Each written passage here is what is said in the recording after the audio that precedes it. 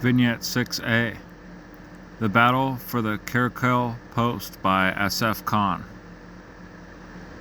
I brought my 130 Mujahideen from our permanent base in Sukru district, southwest of Jalalabad, to join Operation Arrow. My group was designated Task Force Hurricane.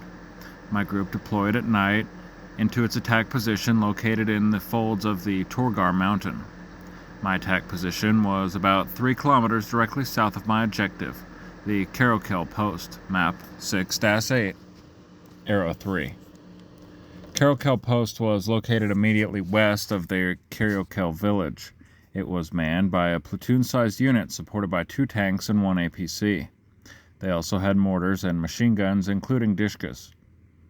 There was another post connected with the Caracal defenses between the village and the Surga Bridge post to the east. The enemy would detach small teams during the day to patrol the main highway between Caracal and the Surga Bridge. The patrols would return to their base at night.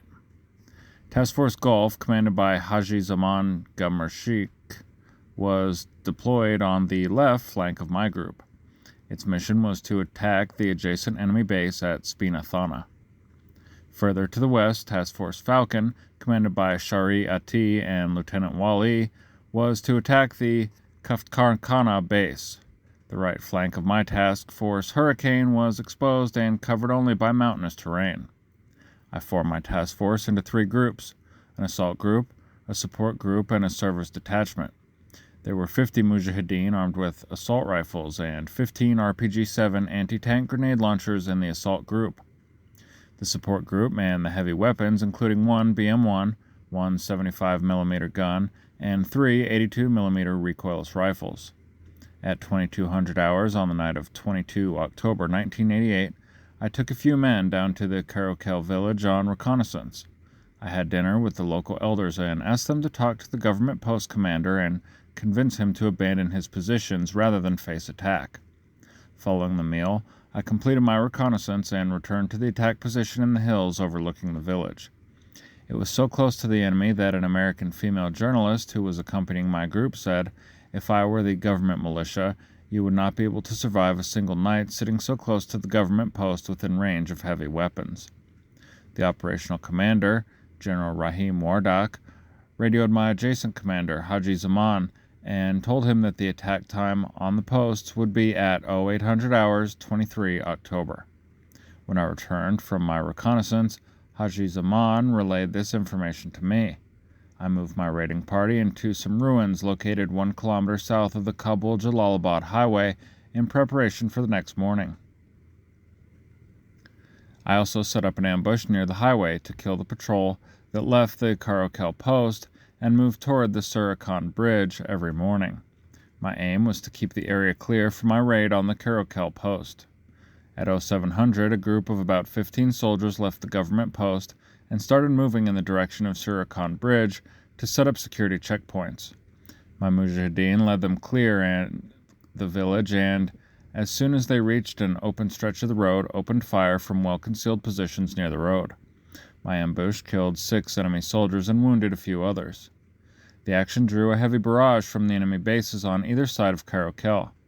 Artillery and tanks were firing from the Spina Thana in the west and from Surga Bridge post on the east. At this point, I radioed a coded message to Haji Zaman saying, "Get the dogs off my back."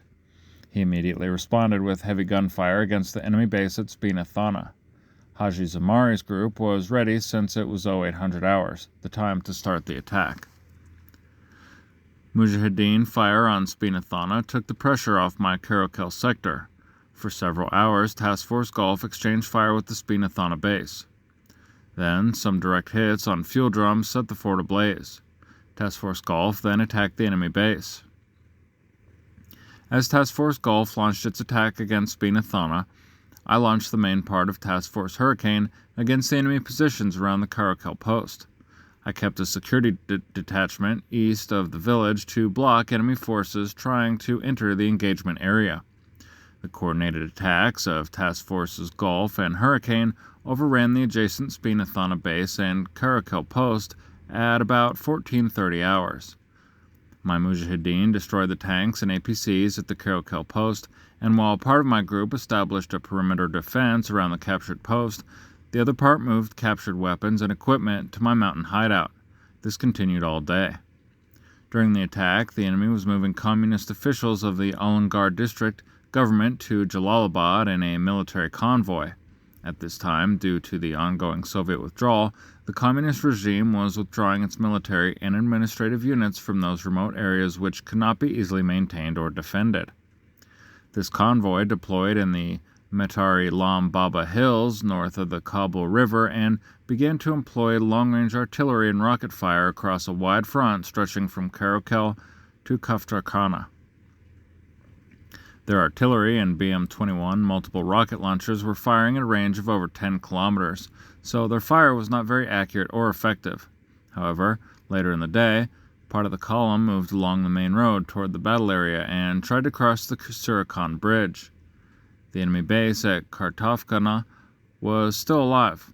However, it was under attack by Shari Ati's group and could not spare its fire against the Mujahideen in adjacent areas. In order to contain the movement of the enemy columns, I moved my assault group with all available RPG-7s to positions facing the Surakhan Bridge. I also destroyed the highway bridge at Karokel village with demolition charges that we had brought for this purpose all the way from our home base. The enemy tanks and APCs in his column came under flanking fire from my RPGs. The enemy could not hit my RPG gunners since they were protected by a steep turn in the road. The enemy could not flank my position since the off-road areas were heavily mined and the blown bridge prevented a frontal assault. This significantly boosted my Mujahideen's morale and gave them a sense of improved security. For some reason, enemy air activity was weak despite the fact that the area was open and the fight was going on in broad daylight. At dusk, the enemy column pushed its infantry out front to clear the way for the vehicles, but it did not make any headway.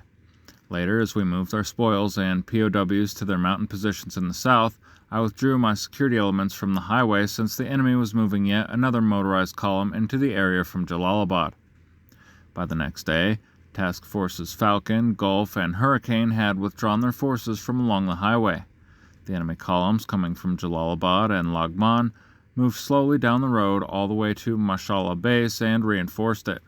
The Mujahideen never overran this base, and it played a pivotal role in maintaining enemy's presence.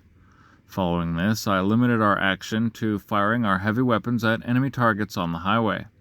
Shortly thereafter, I withdrew my Mujahideen from the operation since DRA forces had moved into my district and were threatening our homes. Commentary. The confident commander's meal with the village elders certainly helped his reconnaissance, but clearly tipped off the defending DRA commander that the Mujahideen attack might come soon. On the other hand, the Mujahideen had been in the area for some time. Further, the guerrilla commander apparently assumed that all the local inhabitants were favorably disposed to the Mujahideen. His brash behavior succeeded this time, but could have compromised operational security.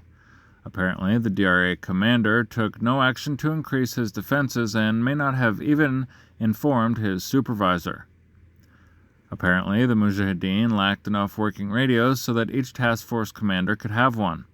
General Wardak could not rapidly influence the course of the battle since communications were scarce. Further, General Wardak lacked radio communications with his eastern flank. This seems a serious problem in case the DRA decided to roll up his operation from that flank. Once the Mujahideen withdrew to the hills, their long-range fires had little apparent effect. Their early departure, however, did create additional problems for General Wardak. Vignette 6b, The Battle for Spinathana Base, based on interviews with Haji Zaman Gamsharik. I commanded the 200-man task force Gulf, CMAP 6-8 Arrow 3, as part of Operation Arrow. I launched my attack on the government base at Spinathana in coordination with attacks on the Karokel post to the east and Kaftarkhana base to the west. Spinathana was one of the main military bases providing security for columns moving along the Kabul-Jalalabad highway. It also patrolled against guerrilla incursions across the Kabul River into Lagman province. A reinforced company supported by tanks, BMPs, APCs, heavy machine gun, and guns garrisoned the base. They protected the base with mines and other obstacles. The entire area surrounding the base, except the paved highway running through the base, was heavily mined. Spina Thana would be a tough nut to crack. I could assign up to 150 Mujahideen to the assault group, but using such a large force for the attack carried some risks. I could incur heavy casualties since the group could not effectively deploy due to the mines. I considered a night attack, but this was equally difficult because of the mines, particularly since the enemy habitually mined the exits and entrances to the base at night. I decided on a daylight attack. I intended to move part of my force as close to the base as possible under heavy covering fire. I decided to put my attack force on the highway outside the mined area and move on the highway in the attack. This was the only route guaranteed free of mines. I constituted a task force support group which manned our BM-12 and BM-1 MRL, 82mm recoilless rifles, ZGU-1 and Dishka heavy machine guns and mortars. I positioned it in the terrain folds of Torgar, dominating the enemy base on the low ground between the main highway and Kabul River. I had to begin my planned fires earlier than intended when Task Force Hurricane came under heavy fire from the Spina Thana base. The enemy responded resolutely to my fires. The fire exchange went on unabated until my Mujahideen gunners set part of the base on fire with some direct hits. This was the turning point in the battle. As panic spread throughout the defenders, I led a 60-man assault group through a ravine to the west of the base. We got on the highway and attacked east. I instructed my men to stay on the pavement. 2 of my Mujahideen who stayed had their legs blown off by mines. We moved quickly to the base entrance. The defenders had little time to mount an organized defense, particularly since some of the defenders had fled from their positions in panic and were rushing to the river to escape the fire. We met little resistance in storming the base. We captured scores of defenders, including the base commander, Rahmatullah Spilani. We destroyed the tanks and APCs and whatever else could not be moved. We continued the attack to the east to help whatever we could of Task Force Hurricane, which was locked in battle with the defenders of the Karakel post. As we Mujahideen advanced from 2 directions, most of the Karakel defenders fled toward the river. We captured the rest. The actions for the rest of the day unfolded as detailed in the preceding vignette. Commentary. One estimate claims that the Soviets left over 13 million landmines behind in Afghanistan. The Soviets in DRA surrounded their outposts and bases with minefields. A major Mujahideen problem in capturing a position was getting through the minefield. Mujahideen minefield clearing methods included probing the ground cautiously in a slow advance, driving a flock of sheep through the minefield, heavy boulders ahead of an advance to provide stepping stones for the advance, firing recoilless rifles into the minefield and creating a path via the recoilless rifle craters. Limited use of some mine-clearing systems provided by Western and Arab backers. Chapter Commentary. Control of the highway net was essential to the Soviet DRA effort, but in some regions, the Mujahideen were able to block the highway for weeks, months, and even years. The best blocks were maintained by local Mujahideen who were able to look after their personal interests and yet maintain an effective blockade. The least effective roadblocks were those done by mobile guerrillas who lacked the supplies and commitment required to keep the road closed.